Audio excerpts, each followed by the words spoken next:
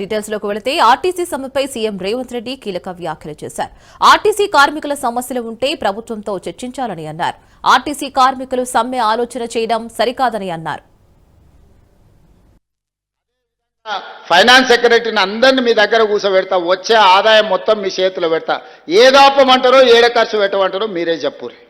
అనా పైసా కూడా నేను ఇంటికి తీసుకెళ్ళను, ఒక్క పైసా కూడా అవినీతికి పాల్పడను, నేను మీకు మాట ఇస్తున్నా. మీరే చెప్పండి, మీరే ఒక అడ్వైజరీ బోర్డు పెట్టుకోండి, మీరే సూచన చేయండి. ఇప్పుడిప్పుడే పట్టాలెక్కుతున్న ప్రభుత్వాన్ని మళ్ళీ సమ్మెల పేరు మీద ఇతర కారణాల చేత ఏదైనా మనం అనుకోని తప్పు జరిగితే ఇక మళ్ళీ పునరుద్ధరించడానికి కూడా అవకాశం లేని పరిస్థితులు ఉన్నాయి. మీ సంక్షేమం కోసం, మీ అభివృద్ధి కోసం, మీ భవిష్యత్తు ప్రణాళికల కోసం మీ ముఖ్యమంత్రిగా, మీ సోదరుడిగా పనిచేయడానికి నేను సిద్ధంగా ఉన్నా. నాకు ప్రతి నెల వస్తున్న ఆదాయం 18,500 కోట్ల రూపాయలు. ఈ 18,500 కోట్ల రూపాయలు మీ చేతుల్నే పెడతా. బ్యాంకులకు కట్టుండి నా ఉద్యోగస్తులకు ఇచ్చే జీతాలు వాళ్ళకి ఇయ్యండి, రిటైర్ అయిన వాళ్ళకి పెన్షన్ ఇయ్యండి, మిగతాది ఏడ ఖర్చు పెట్టమంటారో మీరే చెప్పుండ్రి.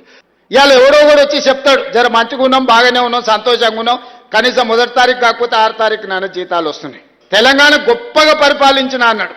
10 ఏళ్ళలో ఉన్నాడని 1వ తారీఖున జీతాలు ఇచ్చిండు. ఆ సోదరులారా, ప్రభుత్వ ఉద్యోగస్తులను గుండె మీద చేసుకొని చెప్పమని మీరు సమ్మె పోటు ఏమన్నా ఇచ్చిందంటే ఇది రాష్ట్రానికి నష్టం.